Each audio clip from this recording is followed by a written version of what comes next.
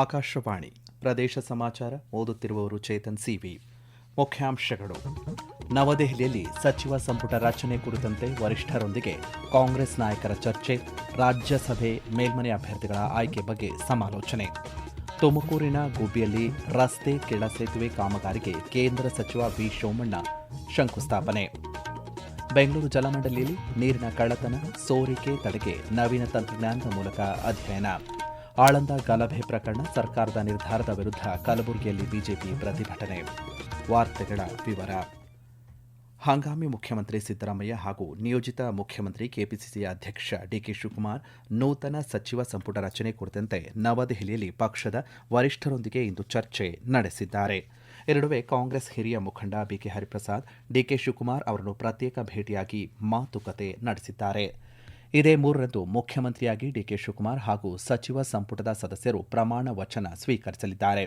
ಈ ವೇಳೆ ರಾಜ್ಯಸಭೆಯ 4 ಹಾಗೂ ವಿಧಾನ ಪರಿಷತ್ನ 7 ಸ್ಥಾನಗಳಿಗೆ ನಡೆಯುವ ದ್ವೈವಾರ್ಷಿಕ ಚುನಾವಣೆಗೆ ಅಭ್ಯರ್ಥಿಗಳ ಪಟ್ಟಿಯನ್ನು ವರಿಷ್ಠರು ಅಂತಿಮಗೊಳಿಸಿದ್ದಾರೆ. ತುಮಕೂರಿನ ಗುಬ್ಬಿಯಲ್ಲಿ ರಸ್ತೆ ಕೆಳ ಸೇತುವೆ ಕಾಮಗಾರಿಗೆ ಕೇಂದ್ರ ಮತ್ತು ಜಲಶಕ್ತಿ ಖಾತೆ ರಾಜ್ಯ ಸಚಿವ ವಿ ಸೋಮಣ್ಣ ಶಂಕುಸ್ಥಾಪನೆ ನೆರವೇರಿಸಿದ್ದಾರೆ.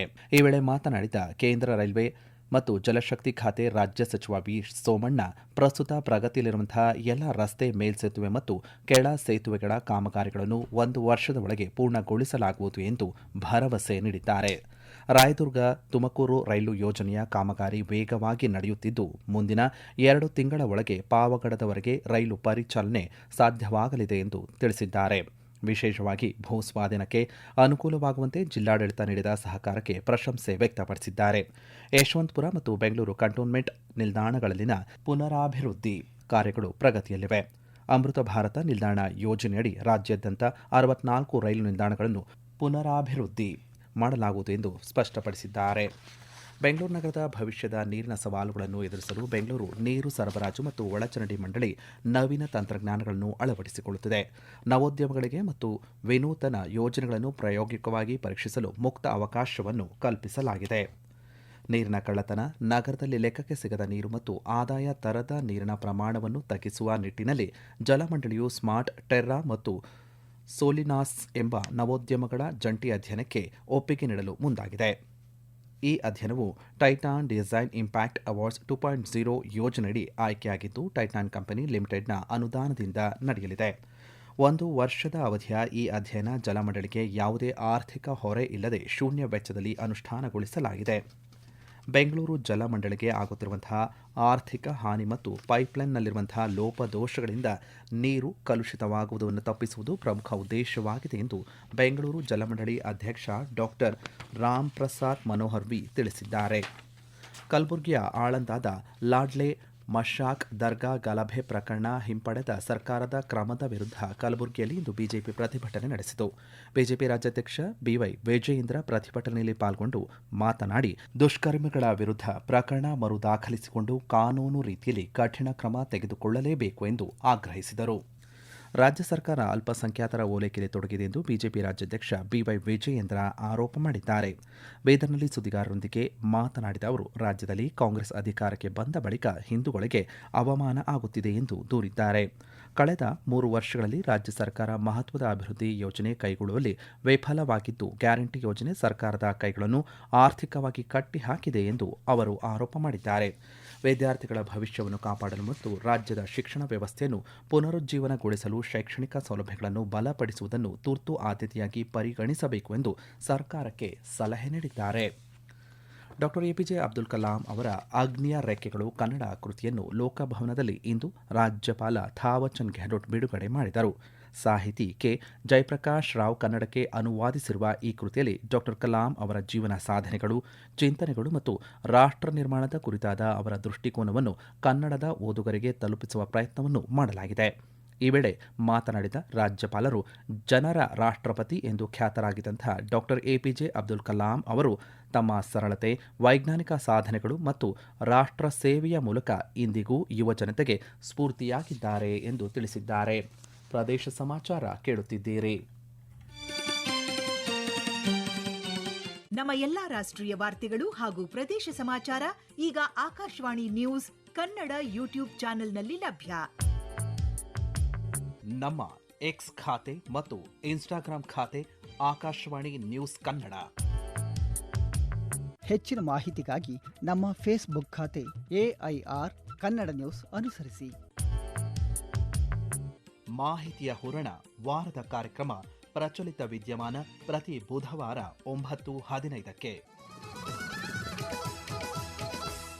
ಹೆಣ್ಣು ಭ್ರೂಣ ಹತ್ಯೆ ತಡೆ ಹಾಗೂ ಪ್ರಸವ ಪೂರ್ವ ಲಿಂಗ ಪತ್ತೆ ಹಚ್ಚುವಿಕೆ ತಡೆ ಕಾಯ್ದೆ ಅನುಷ್ಠಾನದಲ್ಲಿ ನಿರ್ಲಕ್ಷ್ಯ ವಹಿಸುವ ಆಸ್ಪತ್ರೆಗಳು ಹಾಗೂ ಸ್ಕ್ಯಾನಿಂಗ್ ಕೇಂದ್ರಗಳ ವಿರುದ್ಧ ಕ್ರಿಮಿನಲ್ ಮೊಕದ್ದಮೆ ದಾಖಲಿಸಲಾಗುವುದು ಎಂದು ದಾವಣಗೆರೆ ಉಪ ವಿಭಾಗಾಧಿಕಾರಿ ಸಂತೋಷ್ ಕುಮಾರ್ ಎಚ್ಚರಿಕೆ ನೀಡಿದ್ದಾರೆ.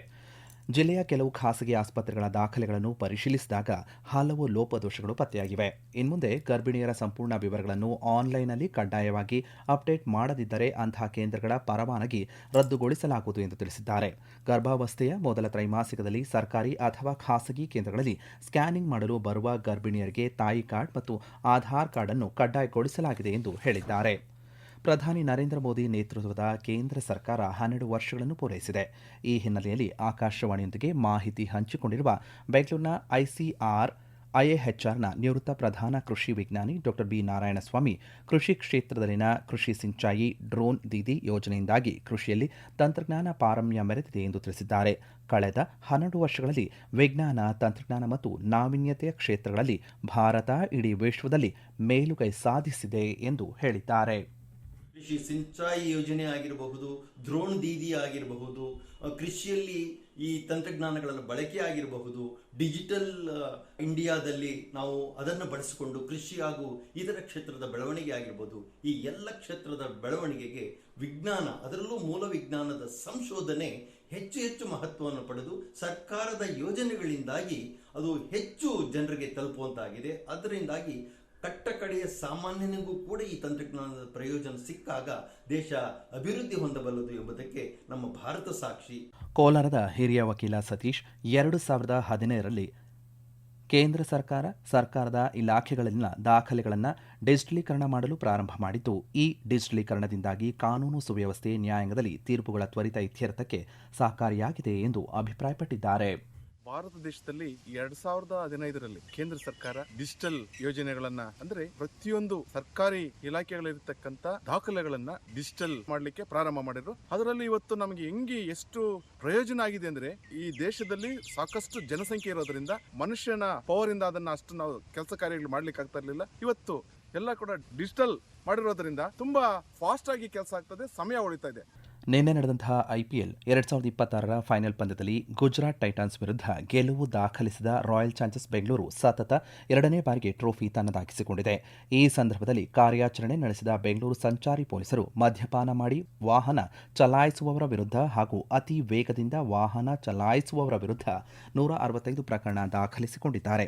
ಒಟ್ಟು 1,56,000 ರೂಪಾಯಿ ದಂಡ ವಿಧಿಸಲಾಗಿದೆ ಎಂದು ಪತ್ರಿಕಾ ಪ್ರಕಟಣೆಯಲ್ಲಿ ಪೊಲೀಸ್ ಇಲಾಖೆ ದೃಢಪಡಿಸಿದೆ. ಇನ್ನು ಸಂಕ್ಷಿಪ್ತ ಸುದ್ದಿಗಳು.